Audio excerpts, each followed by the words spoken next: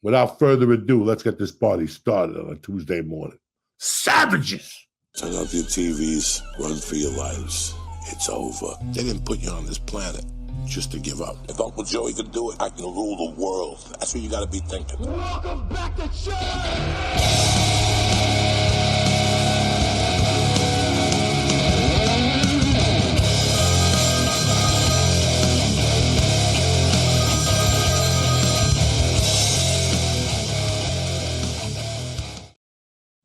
Chip, chip, Charlie Ho there.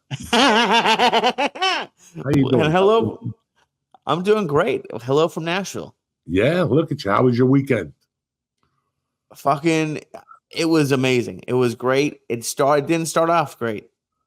Thursday was a little bit rough. It wasn't as rough as Connecticut, but it wasn't great. And I called you, and you just gave me your advice is usually to get high, but you're like, listen, I need you to have fun.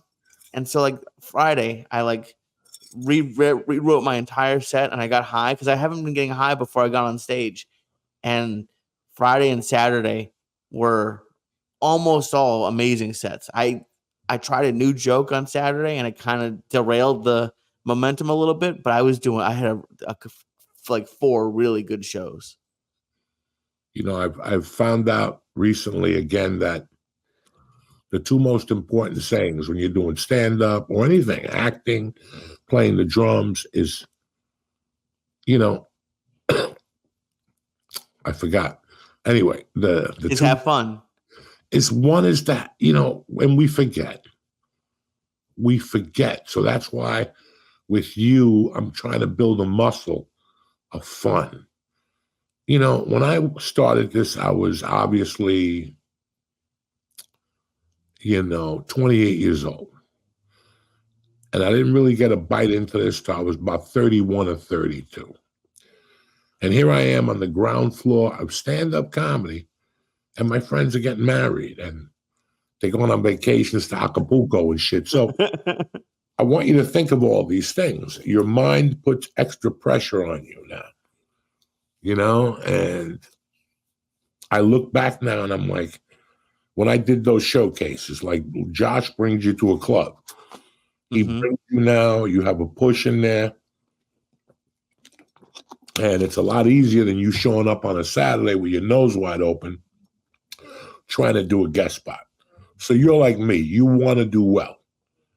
Right. And we put this unnecessary pressure on ourselves when we do stand-up or anything, playing a band, and we forget to have fun.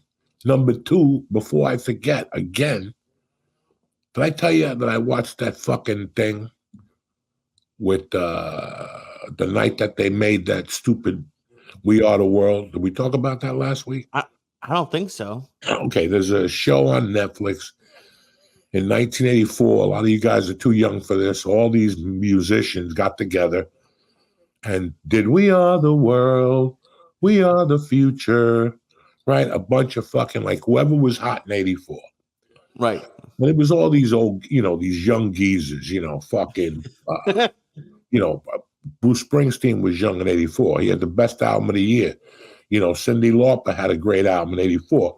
Michael Jackson had a great album in 84. Huey Lewis and the News had a great album in 84.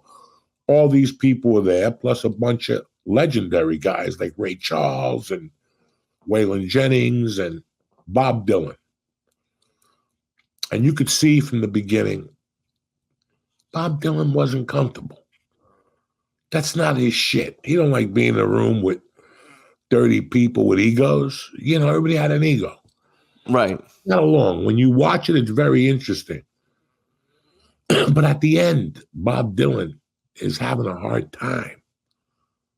And then people who don't know art are like, he was something was wrong with him. No, he was a fish out of water, and he didn't know. He forgot rule number 1. We forget it at every age.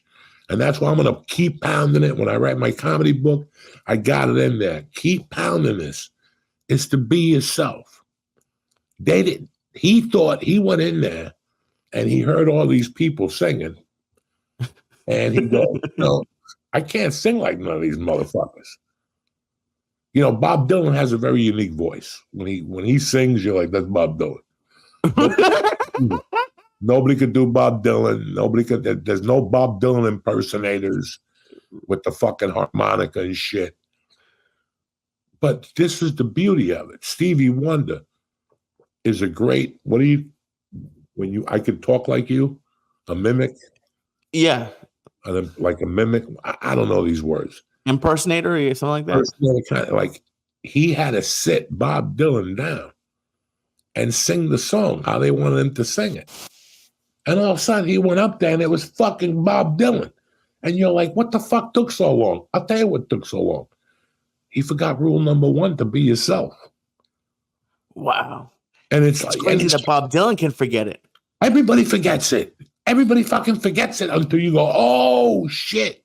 When you're on a movie set and you go in there and the guy's like, Lee, I got a movie part for you. Give me about 2 months. Then he'll call you a week before. He goes, Lee, it's 3 lines. It's 3 lines, and you got this. You're gonna put so much pressure on you. I don't even know what I was gonna tell you. You're gonna put so much pressure on yourself. There's a great story about Caddyshack.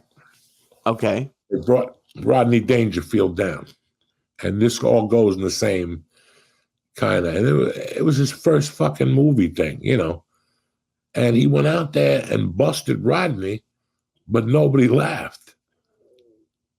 And all of a sudden he's like, cut. And then he's like, nobody laughed. He goes, Rodney, we're shooting a fucking movie.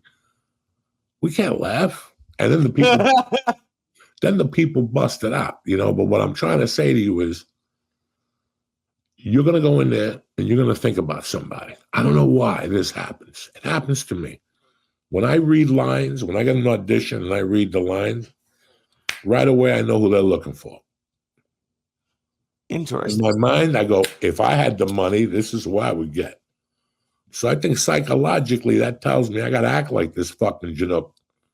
Oh, shit. Okay, so, you forget about this shit. So when you're there on the set and they're making you fucking do it over, and you're like, what the fuck? I'm saying the lines right. They didn't want you to say the lines. They could hire a dummy to say the lines. They could hire a Special Olympian to say the lines. They don't need that. They want the way Lee would say it. Hey, give me the gun. Right. I'm going to leave. Holy shit.